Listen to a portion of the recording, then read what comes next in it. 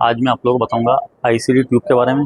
ये जो tube patient के छाती के अंदर डली हुई है, पेशेंट की छाती के अंदर ये ट्यूब हमने क्यों डाली है, ऐसी कौन सी बीमारी है जिसके अंदर छाती के अंदर ट्यूब डाली जाती है, और इस ट्यूब का क्या फ़ायदा है, क्या इसके कॉम्प्लिकेशन है और क्या इसके यूजेस है, और कैसे हम इसकी केयर करते हैं। और अभी मैं जो प्रोसीजर करूँगा वो आईसीडी ट्यूब का एडजस्टमेंट करूँगा।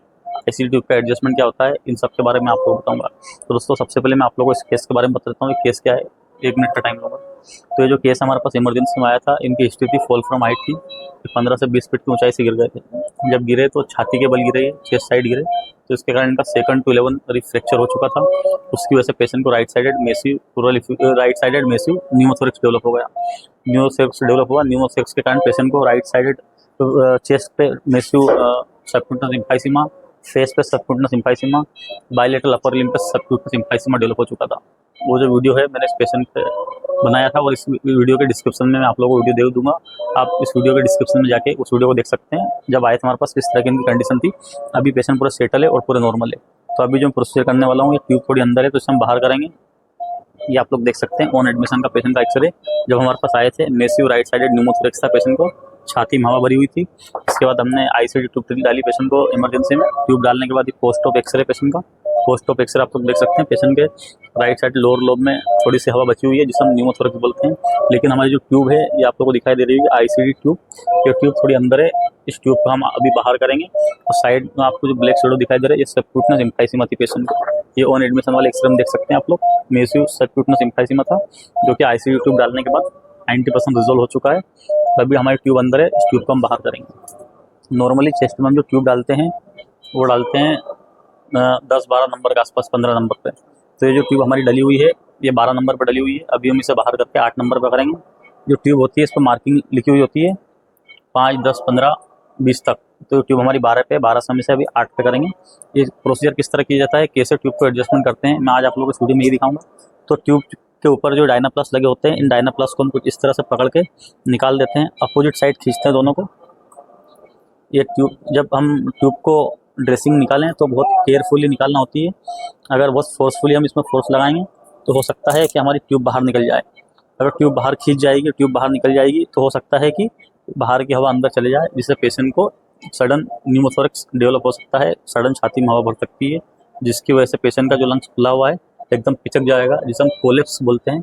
तो सडन लंग कोलेप्स हो सकता है, जिससे पेशेंट की जान भी जा सकती है। पेशेंट का सैचुरेशन कम हो सकता है, बीपी कम हो सकता है, पल्स बढ़ सकता है, पेशेंट शॉक में जा सकता है। तो आपको ध्यान रखना, जब भी आप आईसीडी की ड्रेसिंग करें या आईसीडी ट्यूब का एडजस्टमेंट करें, ट्यूब को अंदर या बाहर करें, तो बहुत केयरफुली करें, जैसे मैंने अभी आप निकाला। उसके बाद इसमें हम तो डायनाप्लास लगाए हुए हैं। डायनाप्लास को आपको 1 by 1 निकालना है। आपको प्रोसीजर इस तरह परफॉर्म करना है, इस तरह से ये ड्रेसिंग निकालना है, पेशेंट को बहुत ज़्यादा पेन ना हो, पेशेंट कंफर्टेबल रहे। बीच बीच में पेशेंट से पूछते रहना है कि आपको कोई प्रॉब्लम तो नहीं हो रही, दादा दिक्कत तो नहीं हो रही कुछ। ये हाथ थोड़ा ऊपर रखो, हाथ नीचे रखो, हाँ ठीक है, ऐसे लेटे रहो, ठीक है। ये हमने थर्ड हमारा डायनाप्लास निकाल दिया है। उसके बाद लास्ट वाला जो डायनाप्लास वो निकालेंगे। ये जो डायनाप्लास काटते हैं, जो चिपकाते हैं, इसकी भी एक टेक्निक होती है, अप्लाई किया जाता है, उसकी भी एक टेक्निक होती है, किस तरह से इनको काटा जाता है और लगाया जाता है, वो मैं अभी आप लोगों को बताऊंगा। किस तरह से इसे हम अप्लाई करते हैं और पेशेंट के ऊपर लगाते हैं। तो दोस्तों इस तरह से बहुत ही केयरफुली ये ड्रेसिंग निकालना होती है, ताकि हमारी ट्यूब बाहर ना खींचे। देख सकते हैं आप लोग, ये ड्रेसिंग मैंने खोल चुका हूँ, बेटा क्लोज लेके आओ। यहाँ पे ये ट्यूब हमारी फिक्स है। ये ट्यूब के ऊपर नंबर लिखे हुए होते हैं, यहाँ पे 15, ये 20। अभी मैं ट्यूब को थोड़ी बाहर करूँगा। ट्यूब 12 पे है हमारी, तो उसे हम 8 तक लेकर आएंगे। और ये प्रोसीजर किस तरह किया जाता है मैं अभी आप लोगों को पूरा बताऊँगा। हम ग्लव्स पहनेंगे। ग्लव्स पहनने के बाद फिर इस ट्यूब के जो स्टिच लगे उन्हें धीरे धीरे रिमूव करेंगे और ट्यूब का एडजस्टमेंट करेंगे। और सूचर को खोलने के पहले हम बिटाइन से थोड़ी क्लीनिंग कर लेंगे, ताकि पेशेंट को सेकेंडरी इन्फेक्शन ना हो। बस डाल दो बेटा थोड़ा, बस क्लीनिंग करते हैं हम। सेंटर टू पेरीफेरी करते हैं, सेंटर टू पेरीफेरी करते हैं, ताकि पेरीफेरी उसके जो इन्फेक्शन है, जो बैक्टीरिया है, वो सेंटर में ना जाए। आपको हमेशा याद रखना है, इसे सेंटर टू पेरीफेरी करना है, पेरीफेरी टू सेंटर नहीं करना है। इसके बाद इसके जो सूचर्स हैं हम 1 by 1 सूचर खोलेंगे। उसके बाद ट्यूब को बाहर एडजस्टमेंट करेंगे। जो सूचर हम लगाते हैं उन्हें 1 by 1 बहुत ही स्मूथली ओपन किया जाता है। अगर सूचर को खोलते वक्त, रिमूव करते वक्त अगर आप फोर्स लगाएंगे तो फोर्स लगाने से हो सकता है जो आपके आईसीडी ट्यूब है बाहर खींच जाए। तो ट्यूब बाहर खींचेगी तो जैसे कि मैंने अभी आपको बताया था, बाहर की हवा अंदर चले जाएगी, तो जिससे पेशेंट को न्यूमोथोरेक्स डेवलप हो सकता है। तो दोस्तों इसका बहुत ही केयरफुली ध्यान रखना होता है ट्यूब का एडजस्टमेंट करने के बाद। और ये ट्यूब एडजस्टमेंट करते हैं ये एक्सपर्ट से ही करवाना चाहिए। अगर कोई न्यू स्टाफ करेगा तो उससे प्रॉब्लम हो सकती है, पेशेंट का नुकसान हो सकता है। तो इन बातों का ध्यान कुछ इसमें रखा जाता है। तो अभी लगभग हमारी ड्रेसिंग और जो स्टिच लगे हुए थे जिससे हमने आईसीडी ट्यूब को फिक्स किया हुआ था वो लगभग खुल चुके हैं। और अभी मैं आप लोगों को उसकी मार्किंग दिखाऊंगा और दिखाऊंगा ट्यूब हमारी कितने में फिक्स थी। हमने सूचर खोल दिए हैं और पेशेंट की ट्यूब अभी बाहर कर रहे हैं। बेटा इधर लगा आप लोग देख सकते हैं इसमें इस तरह की मार्किंग रहती है। ये 12 से मैं 10 पे ले आया हूँ। यहाँ पे ये 10 दिखाई दे रहा होगा आपको, 10, 10, यहाँ पे 12 और यहाँ पे ये 20, इस तरह से मार्किंग रहती है।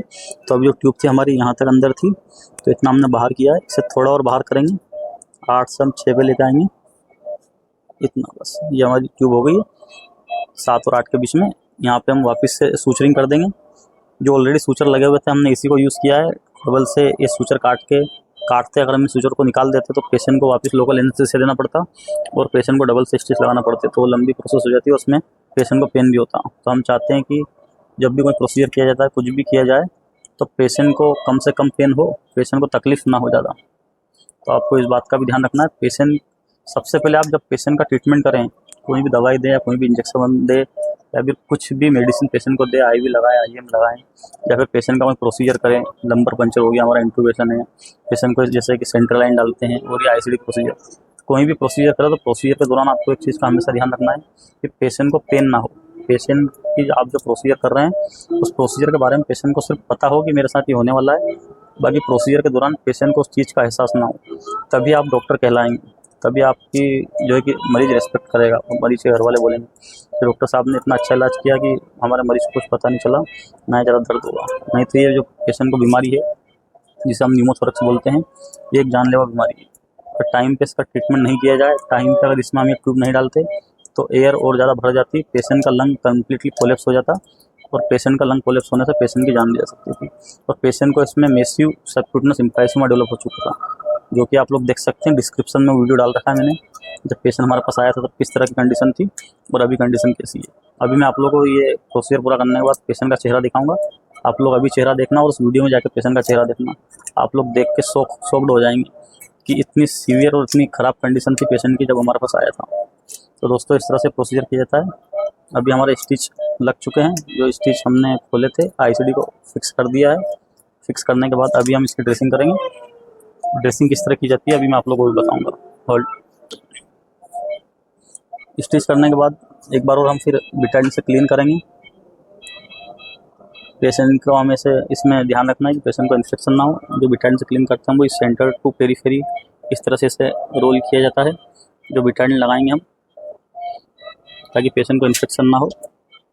एक बार बिटाडिन से क्लीन करने के बाद फिर हम इसे स्टेलियम से एक बार क्लीन करेंगे। स्टेलियम दो सेंटर पर डालो। स्टेलियम डालने के बाद स्टेलियम को इस तरह से सेंटर टू पेरीफेरी क्लीन किया जाता है। इस तरह से सेंटर टू पेरीफेरी बिटाडिन को क्लीन करने के बाद इसमें हम ड्रेसिंग करेंगे। दोस्तों ड्रेसिंग किस तरह की जाती है वो अभी आप लोगों को मैं बता देता हूँ। ड्रेसिंग करने का भी इसमें एक तरीका होता है। पहले हम यहाँ पे एक ड्राई गोज लगा देंगे। ड्राई गोज लगाने के बाद बेटा डायनाप्लास्ट दो। ये ड्राई गोज लगाने के बाद आपको इस तरह से 2 डायनाप्लास्ट काटने हैं। इसे हम डायनाप्लास्ट बोलते हैं, एडहेसिव डायनाप्लास्ट। ये कुछ इस तरह दिखाया जाता है। इसे आपको क्या करना, वी शेप में काट लेना। इस तरह से 2 डायनाप्लास्ट आपको इस तरह से वी शेप में काटना है। और डायनाप्लास्ट को वी शेप में काटने के बाद आपको इस तरह से इसकी जो पन्नी होती है निकालना होती है। उसके बाद इसे हम ऊपर से लगाएंगे, एक को पीछे से इसे लगा के इस तरह से इसकी जो पन्नी निकाल देंगे और इस तरह से इसे अप्लाई किया जाता है। ये देख सकते हैं आप लोग। इससे हमारी आईसीडी ट्यूब अच्छे से फिक्स हो जाती है। अभी ये एक डायनाप्लास्ट हम लगा चुके हैं। इसके बाद अभी दूसरा लगाएंगे। दूसरा डायनाप्लास्ट भी आपको उसी तरह वी शेप में काटना है बीच में से। इसको वी शेप में काटने के बाद दूसरे डायनाप्लास्ट को आपको नीचे से लगा देना है। कुछ इस तरह से। इसे लगाने के बाद इसकी पन्नी को निकाल देना है, आगे की साइड इसे फोर्सफुली खींच के ट्यूब के चारों तरफ ये कवर कर ले, इस तरह से इसे अप्लाई करना है। ये देख सकते हैं इस तरह से। ये दोनों वी शेप के डायनाप्लस लगाने के बाद आपको दो इस तरह के डायनाप्लस काटना है, आई शेप में, कैपिटल आई में। उसके बाद इन्हें इस तरह से यहाँ से निकालना है, ऊपर के एंड की पन्नी थोड़ी सी निकाल के इसे इस तरह से मोड़ देना है, घुमा देना है, ताकि इसे क्यों घुमा रहे हैं अभी आप लोग ऑटोमेटिक समझ जाएंगे। इसे घुमाने के बाद आपको ऊपर से एक डायनाप्लस लगाना है पेशेंट के चेस्ट पे, और आधा उसको आईसीडी ट्यूब के ऊपर लगा देना है। बेटा इसको पकड़ो। दूसरा डायनाप्लस को भी आपको इसी तरह करना है, ऊपर से उसकी पन्नी निकालना है और उसे ऊपर से थोड़ा सा इस तरह से घुमा देना है, और दूसरे वाले डायनाप्लस को आपको नीचे की साइड से पेशेंट के चेस्ट पे अप्लाई करना है और आईसीडी के ऊपर लाकर उसे फिक्स कर देना है। ये देख सकते हैं आप इस तरह। दोस्तों ये मैंने इसलिए लगाया कि जब मैंने आप लोगों ने स्टार्टिंग में देखा होगा, जब पेशेंट की ड्रेसिंग निकाली थी तो ड्रेसिंग किस तरह से निकाली थी। ये दोनों एंड को पकड़ के ऐसे खींच देंगे हम, तो ड्रेसिंग आसानी से निकल जाएगी। अगर आप इसे नहीं इस तरह से नहीं मोड़ेंगे तो चिपक जाएंगे, तो उसमें आपको निकालने में थोड़ा फोर्स लगाना पड़ेगा और उससे पेशेंट को पेन होगा। तो आपको ध्यान रखना, प्रोसीजर करने के दौरान पेशेंट को पेन ना हो, इस बात का ध्यान रखना है। तो दोस्तों इस तरह से प्रोसेस करते हैं हम। अभी पेशेंट को बिठा के आप लोगों को दिखाऊंगा मैं पेशेंट का चेहरा अभी कितना नॉर्मल हो चुका है, मतलब 100% नॉर्मल हो चुका है। जब हमारे पास आया तो उस टाइम पेशेंट का स्वेलिंग बहुत ज़्यादा थी, सब भाई समझ कर। दादा बैठ जाओ, हो गया।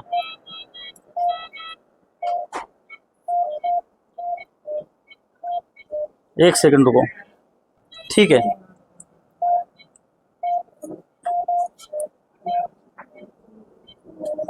बेटा ये देख सकते हैं आप लोग, पेशेंट अभी हमारे फुली स्टेबल है, पेशेंट को कोई प्रॉब्लम नहीं है।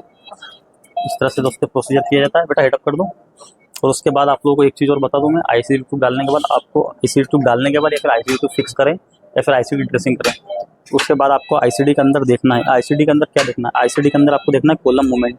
बेटा इधर लेकर आओ। ये आप लोग देख सकते हैं यहाँ पे जो पेशेंट की आईसीडी है, इसके अंदर जो ये आईसीडी ट्यूब है हमारी, ये हमारी आईसीडी ट्यूब है। ये आईसीडी ट्यूब है। इस ट्यूब को हमने पानी के अंदर डाल के रखा हुआ है, और जो पानी के अंदर ट्यूब डाली हुई, इसके अंदर आप लोग देख सकते हैं पानी की चाल है, पानी ऊपर से नीचे हो रहा है। इसे बोलते हैं कॉलम मूवमेंट। क्या बोलते हैं? Column movement. जब भी कभी किसी मरीज को आईसीडी ट्यूब डाली जाती है, आईसीडी ट्यूब डालने के बाद ये बैग के अंदर उस ट्यूब को कनेक्ट कर दिया जाता है और इसमें पानी डाल देते हैं। पानी इसलिए डालते हैं इसमें, ताकि आईसीडी ट्यूब जब उसमें पानी नहीं डालेंगे हम तो बाहर की एयर अंदर चली जाएगी, पेशेंट का न्यूमोथोरैक्स और ज़्यादा बढ़ जाएगा, उससे पेशेंट को और ज़्यादा जान चली जाएगी। तो आपको ध्यान रखना है कि जब भी ट्यूब डालें पेशेंट को, बैग के अंदर पानी हमेशा डाल के रखें। इसमें एक मार्किंग होती है, इस मार्किंग तक आपको पानी भर के इसमें रखना होता है। ये आप लोग देख सकते हैं यहाँ पे मार्किंग है। कि ट्यूब पानी के अंदर डालने का क्यों डालते हैं? तो इसलिए डालते हैं कि इससे हमें पता चलता है कि ट्यूब सही डली है। अगर ये ट्यूब गलत होती या फिर ट्यूब के अंदर ब्लॉकेज होता तो ये कॉलम मूवमेंट हमें दिखाई नहीं देता, क्योंकि वहाँ पे ब्लॉक था, अंदर ब्लॉक रहेगा तो पेशेंट जब ब्रीथ करेगा तो ये कॉलम मूवमेंट पानी ऊपर नीचे नहीं होगा। तो उस कंडीशन में आपको पता चल जाएगा कि पेशेंट की ट्यूब ब्लॉक है, पेशेंट की ट्यूब बंद है कहीं ना कहीं। तो आपको उस कंडीशन में क्या करना है, ये जो इसका पॉइंट है यहाँ से ऐसे डिस्कनेक्ट करना। इधर से 50 ml की NS में डिस्टिल वाटर लेके 50 ml की सीरीज में डिस्टिल वाटर लेके यहाँ से फ्लश कर देना है, तो जो क्लोट है आपका निकल जाएगा। उसके बाद आईसीडी ट्यूब कोई भी डॉक्टर डाल के जाता है, कंसल्टेंट डाल के जाता है, उसके बाद वो खोल करके पूछता है बेटा ट्यूब का क्या स्टेटस है। तो बोलेगा डॉक्टर कि बेटा इसका कॉलम मूवमेंट देख के बताओ। अभी आप लोग कंफ्यूज हो जाएंगे कॉलम मूवमेंट क्या होता है। तो जो मैंने अभी आप लोगों को बताया, इस ट्यूब के अंदर जो पानी ऊपर नीचे हो रहा है, इससे ही हम कॉलम मूवमेंट बोलते हैं। कॉलम मूवमेंट है मतलब ट्यूब सही डली हुई है, और कॉलम मूवमेंट नहीं आ रहा है मतलब ट्यूब ब्लॉक है कहीं ना कहीं। तो ट्यूब को आपको फ्लश करना है, या तो ट्यूब को आपको जिस तरह एडजस्टमेंट किया है अभी, ट्यूब हमारी अंदर थी तो उसे बाहर करना है। तो दोस्तों इस तरह से कॉलम मूवमेंट देखते हैं और इस तरह से आईसीडी ट्यूब को एडजस्टमेंट किया जाता है। दोस्तों अगर ये वीडियो आप लोग अच्छा लगा हो तो इस वीडियो को लाइक जरूर करें और चैनल को सब्सक्राइब करना ना भूलें, और इस वीडियो को ज़्यादा से ज़्यादा शेयर करें। और अगर आप लोगों को मेडिकल रिलेटेड या आईसीयू इमरजेंसी रिलेटेड किसी भी तरह के वीडियो के बारे में जानकारी चाहिए, या फिर आप लोग चाहते हैं कि इस टॉपिक पे वीडियो बने, तो कमेंट सेक्शन में कमेंट जरूर करें। मैं उस टॉपिक पे कोशिश करूँगा वीडियो बनाऊँ और आप लोगों को दिखाऊँ। Thank you.